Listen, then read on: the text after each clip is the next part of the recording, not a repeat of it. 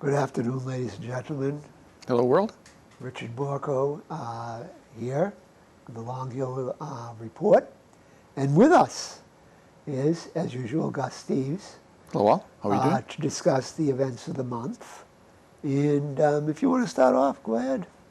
Well, as I mentioned before we started, a couple of days ago I came across this report from the usual suspects. It was the World Economic Foundation, or Forum, sorry, the Davos crowd. And I'm drawing a blank on what it was actually called. But it was their annual, basically, survey of the upper class of the world and what they thought the threats were and what they thought they were doing right or wrong. And basically what it comes down to is they were saying a whole bunch of stuff about why their messaging to the rest of the world is bad, not why they might actually be evil. And so they were talking about a lot, and so they went into this discussion for some time about how to, about why various elements of society aren't trusted, and somehow they came to the conclusion that business is. I think they came to the conclusion that business is the most trusted element of society. However, I suspect that they were conflating small business with big business. Most of them are, of course, representatives of big business. This is, Davos people. So I'm thinking that when I heard them say that kind of stuff, I was thinking, okay, so you obviously have not taken into account the people who don't trust big pharma, they don't trust big oil, they don't trust big media, they don't trust Boeing, they don't trust they arguably trust them. I think from the reports I've seen, the other polls that I've seen, the most trusted organizations in our society today are nurses and maybe the military. And that depends on who you talk to.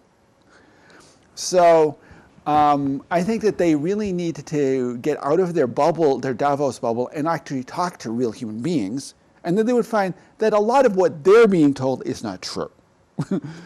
Well, you remember the fellow, I think his name is it Yuval Harari? Oh, yeah. He's Klaus Schwab's. Yes. Kind of pocket historian who's not a very good historian. Well, he's kind of Klaus Schwab's advisor. Or, yeah. And he called that we're going to have a society where we have use about people, useless eaters. Mm-hmm. Nice guy. Basically, I can understand his point that if everything got automated, such to the point that the working class was irrelevant completely to production, well,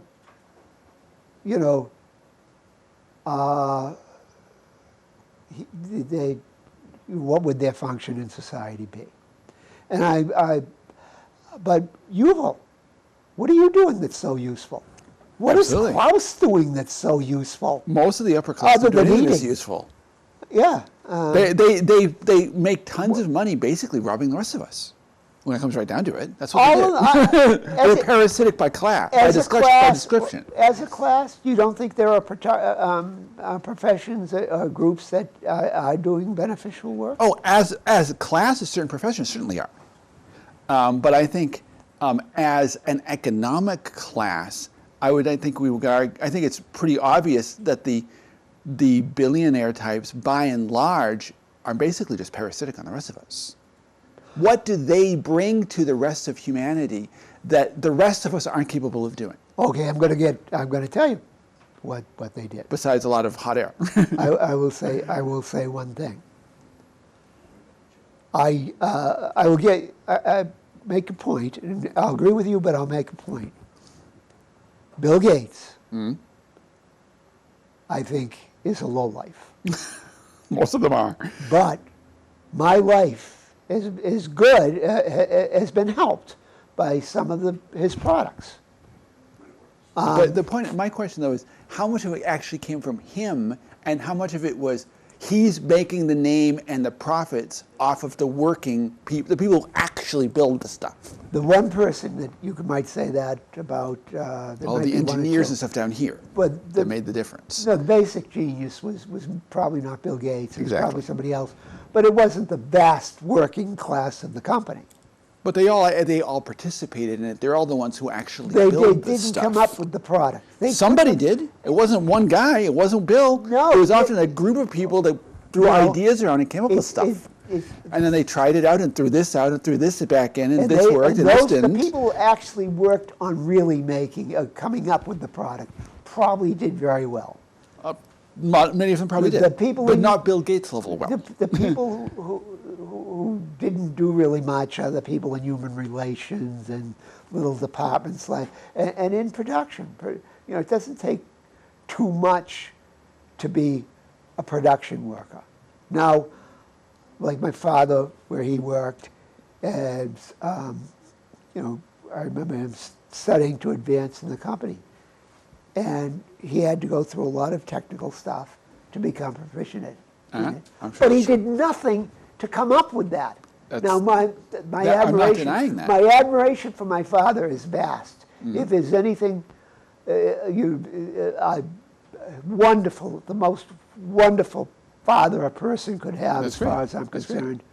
But he wasn't the genius that came up with the product. I'm not saying he did, but the point is, the genius who came up with the product and put it on paper and did the design work or the programming work also would not be capable of doing the line work. I think he would. The two jobs are very distinct, I absolutely. And they're not connected, but they're all necessary parts of the process. Probably had to do, or the small group that came up with it, they probably had to do the line work.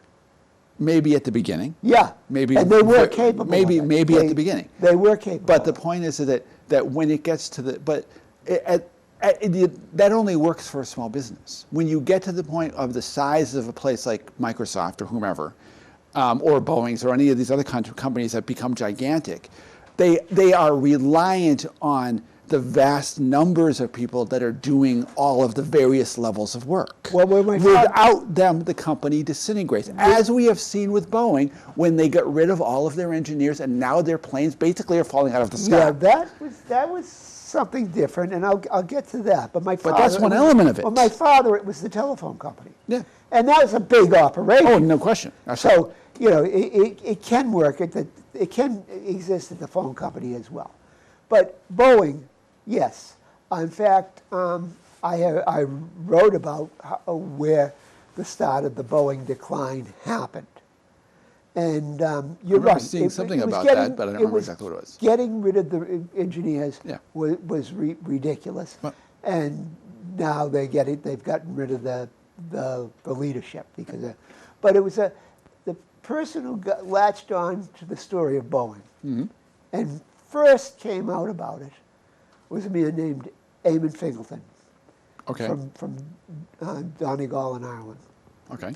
He was the first who probably 20 years ago said, this company is in big trouble. Now, it's probably 30 years ago. Okay. I'm not familiar with his name, but he also wrote a book, I think wrote something called Sandcastle Empire. It also basically said, if every country has to have a industrial base, a real industrial base. You can't do this. I had this discussion with Mike. He says, "Well, we just have services." You can't. No, that doesn't work. He basically said you've lost it completely and we've lost it. Yeah. We're going to roll up against the sand. I remember Victor Kayyem. You remember him? No, you don't. I vaguely recognize the name, but he bought the Remington Electric Shaver Company. Oh, okay. And made it a worldwide thing. Okay. And I don't think it's as good now that he died and he's not in the company. But he said in 60 Minutes we're interviewing him. He said, "Oh, we can't just have a country where we sit around and sell each other insurance." That's obvious. Yes, absolutely. And this is, this is why I think people will talk to me and tell me about their Biden or their Trump. It's so irrelevant. I agree. I mean, I think, and that's the catch really, I think, is that you need an economy. not just that it has an industry, but it needs to have a broad spectrum of ability to support itself, whether it be industry or agriculture or providing the services. They all need to be there, but they can't. But the problem is that we have allowed our economy to be so disproportionately, basically fiction. The fire sector, which basically is just trading computerized numbers back and forth on a screen that doesn't actually benefit anybody, except the people at the top that happen to have the computer screens. Well, and that's what we're seeing these days. That we have, and so you've got the numbers being thrown around, and then you've got, they say the economy is doing wonderfully, but the average person who looks at it goes, those are utterly meaningless because that doesn't reflect what they actually say.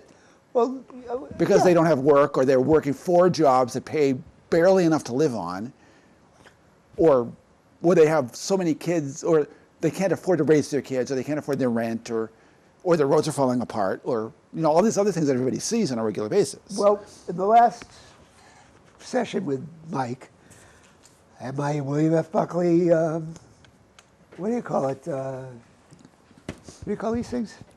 Clipboard, you mean? Clipboard, yeah. But I had brought in to discuss with Mike that last month, the report for the job gains, Yeah. big report, love it on the news. Probably the only people who didn't report it were Fox. But, we had all kinds of job gains. So this is kind of a I think libertarian. the number was like 380,000 or something like that. So, whatever it was. Whatever it was, yeah. Supposedly. A libertarian site reported that while there was some improvement in the quantitative aspect of the March report, when it comes to the qualitative aspect, Yep. it was another disaster for one simple reason. All the job gains were part-time jobs. That doesn't surprise me which at all. isn't really job gains. No. And Absolutely. Or they're all gig and economy also- where they're making nothing. Yes. job growth went to illegals. So I'm going to keep this. And there with was me some because and there I'd was want to some be the element of that, and I protocol. remember seeing something like that too, and talking about also how some of the companies in our country, some of the big ones, have been increasingly getting caught laying people off so they can hire much cheaper immigrant labor. Well, That's honestly that's I think where a lot of the immigration is being promoted by big business because It they is. want to get rid of American workers. it is. They want to, yeah. It's not so much. I don't think it's. I think a lot of the Trump rhetoric is making it a race issue. It's not. It's a class issue because they want the money to keep going to the ones who have it, at the expense of the rest of us who generally don't. Well, we shouldn't be bringing in, allowing in, as much as they probably need it, and many of them would probably be excellent workers and honest. We shouldn't open the border to do that. We should not. Well, I think we've got several things going on with the border issues. One of them is atrocious American policy in Central and South America. That is undermining their economies so that they have no place else to go but here. I wouldn't disagree with you. Yeah, that's a big part of it. I'm going to point out something. You know, the Democratic Party during the Reagan administration was pro Danny Ortega and Nicaragua. Yeah, They more or were less. somewhat wanting a little bit of a rapprochement with Cuba. Mm-hmm. And they loved, well, they didn't talk, Venezuela wasn't really an issue then. No. Now, of course, they're out to get them. Yep. Now, I'm going to tell you, I heard something, and I can't really talk too much about it in a company that you can probably look for it, Sergey Brin Okay. Yeah. of Google Right. is an investor in that is an NGO doing things in South America. And supposedly it's going to be the good stuff, but it looks like, my prediction is, because it's all the people that are hiring are SAS types. Backdoor imperialism. Yeah, that doesn't surprise me. And special forces types and things like that. Mm-hmm. So it's supposed to be going to be a good company doing a good thing, a good charitable company. In which country? NGO, not a company actually.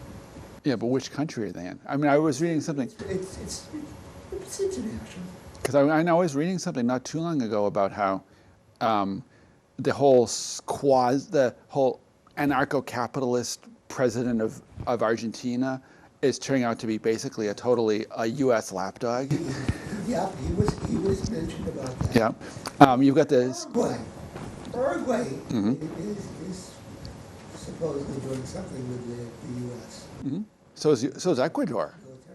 I mean, look what's going on there. I mean, the Ecuadorian police just invaded the Mexican embassy for no apparent reason. Uruguay. It was going after somebody that they shouldn't have been going after. That's an act of war. Yeah, but Ecuador is not going to be fighting Mexico, but yeah, they have to go through a few countries. yeah. But Ecuador was never considered this safety place. No. Uruguay was, like they said, if you're in Uruguay, don't try to fix a ticket. Now, I know in Massachusetts you can fix a ticket. So, if the country is less corrupt than Massachusetts, what's going on now? Of course, the question is, if it was less corrupt, why is it becoming corrupt? Yeah, Because of big business interests and greed and. Their banks were in bad shape. American banks were. Oh yeah, they're still in bad shape. Our banks are in tough shape right now. My great belief in the central bank is a scam. Well, I know, but I mean, even and that's only part of it. I think. I mean, do you ever read Wall Street on Parade? Yes, you do. Everyone. Yeah, I at least look over it. I don't usually read it in detail, but I corresponded briefly with Pamela. Oh, okay. Yeah, because that's the kind of thing that obviously they talk about. And is your mic down? Oh, so anyway, what we see is those kinds of situations where you got the major bankers, and there was one of their articles just a day or two ago was talking about how the Fed has something like $2 trillion tied up specifically in J.P. Morgan, I think it was. And that doesn't really surprise me, because I mean, when you have a situation where J.P. Morgan and Wells Fargo and Citibank and all these people are basically revolving door with the Fed banker, the Fed board, and that doesn't surprise me. They're going to be funneling money back and forth to each other at our expense, of course. Well, yes, of course. And that's the problem with private banking. That's why we shouldn't be doing it. Well, private banking, you think is no? Well, maybe it is, but they are private bankers, and they're not really private bankers. The big banks own the Fed. Yeah, I know. So that's why they were private bankers. No, they're government. They're crooks. It's corporativist. It's not a private banking system. When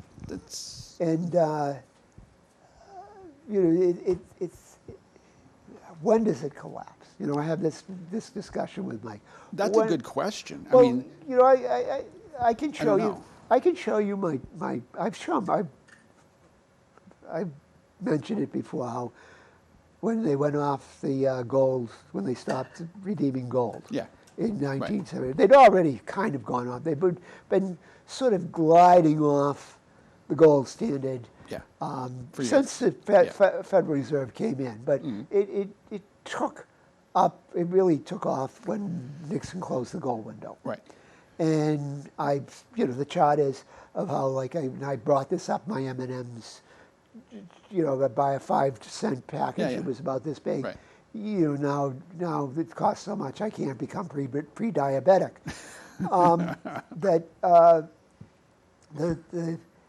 When do we get to the point? Now, I remember in college reading Constantine and the Conversion of the West, how Constantine converted from paganism to Christianity.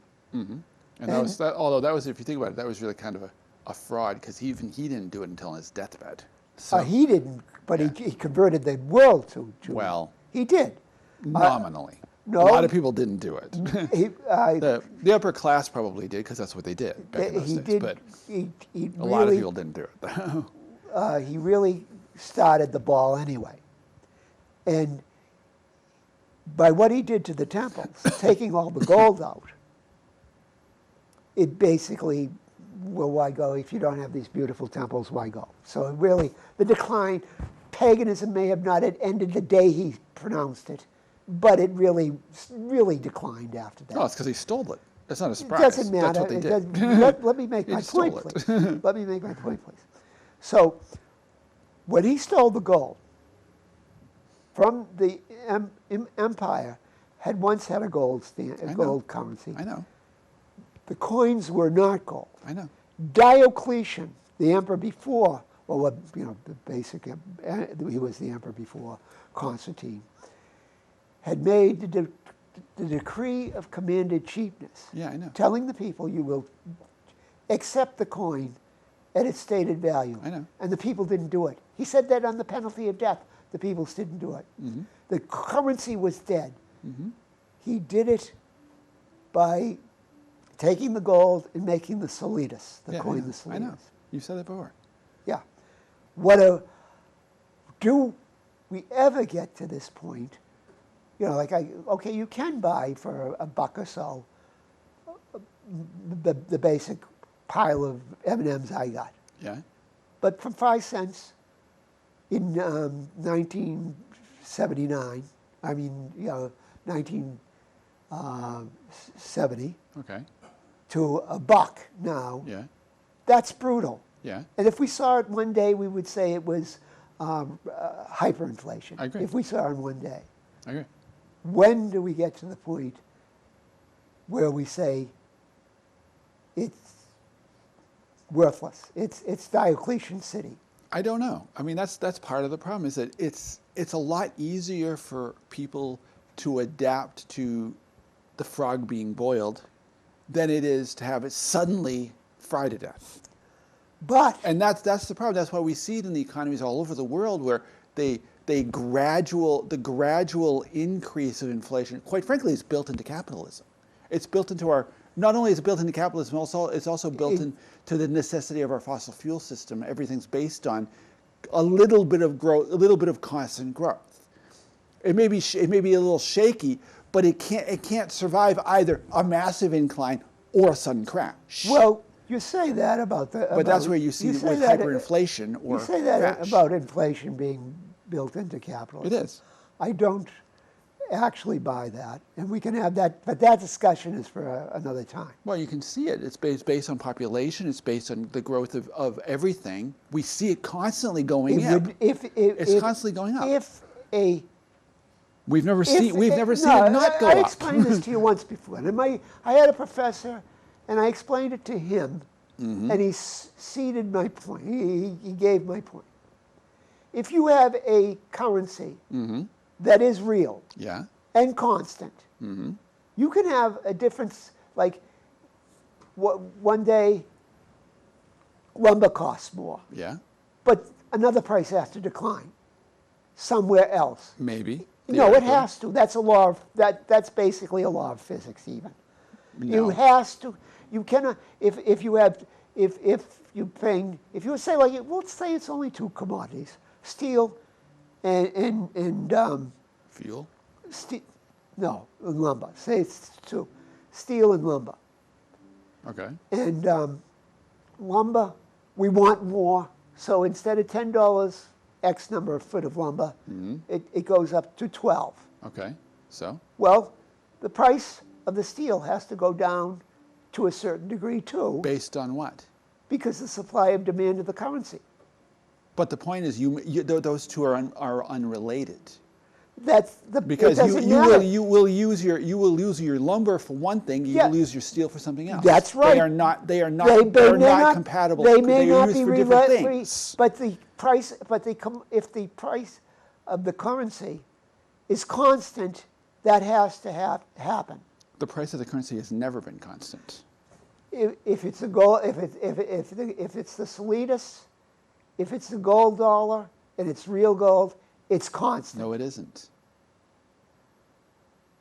As we You can can see, mine more. if you Yeah, I look will through, grant you- if you I will- look through history, it's never been I will constant. grant- It may be stable for a while. I will but grant then you- it either goes up or down at some point You for got it. whatever reason. Okay. Because there are so Enough. many other things that are in this Enough. factor. Enough. They're factored in. If Enough. they're not factored Don't- in, then you're not. Don't then go it's a delusional overboard. Don't economy. go overboard in saying this.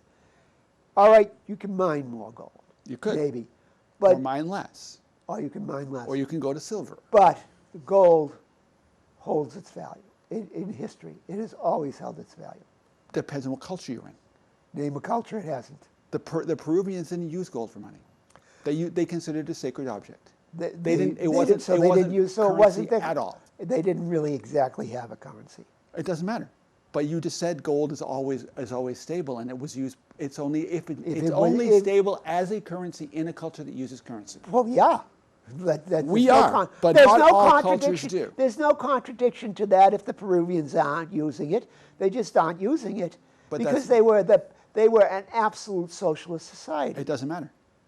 It was gold held. So for them, the price was always constant as just an ornament. It didn't mean anything. Okay, so it's But constant price. it also mattered to them from a more of a religious point of view. So it's always than a it did. constant price. Not necessarily. Well, you just said it was really in real terms. But you are changing. What you are doing is changing the playing field, and that's not how it works. Well, the gold has always. If you have a gold if you're using your economy that's a currency-based economy, then to some degree what you're saying is true, but it also changes throughout history. If you do not have a currency-based economy, what you're saying doesn't matter. Of Because course, there are other societies that didn't have gold at all. It didn't matter. it doesn't. Or but they if would see it and say, "Oh, this is if you nice. are I'll make it a if you jewelry. It are looks cool. It using doesn't mean anything. I'll pass it on to the next If guy." you are using it as the unit of exchange, it holds its value. If that's a big if. And we used it up until the Federal Reserve came into completely. It was the currency of the United States. It was underlying the currency, It was the currency. but until then. it was actually only part of the currency, because the actual underlying basis of our economy has always been the land. If you don't have the food, you don't have the. If you don't have the food, you don't have a society at all. That's and underlying water. society. That's but it's not understand- the that's underlying- understood. It's not underlying the currency. It obviously. I said it was underlying the economy. But The not currency, the currency is just a concept of the economy. And it is a. All of those things. If you it don't is- have the food and the water, you don't have an economy. You don't have a society. Well, and You're then done. people take their gold. starving. People then, at that point, people take their gold and which was holding its value and move out of the country. No, they're starving to death because they have no food or water. They cannot eat gold. They cannot eat nobody currency. would say- paper currency is actually more useful because they actually start a fire with it. That's about it. That gold. Under those circumstances. Name a time when we didn't have sufficient food, and when we had gold as the currency. Take a look at places like Somalia. No, all I'm the saying time. now in this country. You say, when in this country did we? I not- didn't say I was talking about this country. I'm I? saying now. I'm asking you name a time we didn't have. We had gold under the gold standard. We were without food, and There were an awful lot of people that were very hungry during the 30s. we were in the Federal Reserve at that point. It doesn't matter. It was still a gold And- standard, We supposedly. were. Would they change the gold standard from? There was a depression. There were a 25 couple of depressions in the 1800s where people got very, very hungry. Yeah, Like and- the 1890s, I think it and- was. and- I think it was a 15 years depression, something in the 1870s we had a to depression. 80s. We had a depression. We had after depressions the Civil War. repeatedly. We had a depression after the Civil War when we were on a paper currency to pay for the Civil War, and Grant ended, it had said we can't do this anymore, and went back to gold. And that didn't change the fact that we had later depressions. I didn't, and I would not argue that we can have a depression with over investment in things that are not necessary. But that doesn't have anything to do with whether it's gold or not. Gold would still hold its value. No one, if you cannot eat, gold has no value. If you don't have gold, you can't eat. But if you have gold, it holds its value. Not necessarily. If you have a specific piece of gold, let's say $8 worth of gold, as we would see it today, then if you have no food and you are desperate for food, you will end up using it to buy whatever you can. I would wager, and it may not be what you would consider $8 worth of food. I would wager people who had the gold ate, and that was the problem. Often they People did. didn't have gold. Often they did, but On that's this not point, the point. at the time, we can only say we can disagree. Yes, but we I'm can. coming back next month to help Gus Steeves, there's Richard Morco, and we'll see you in May. Good luck.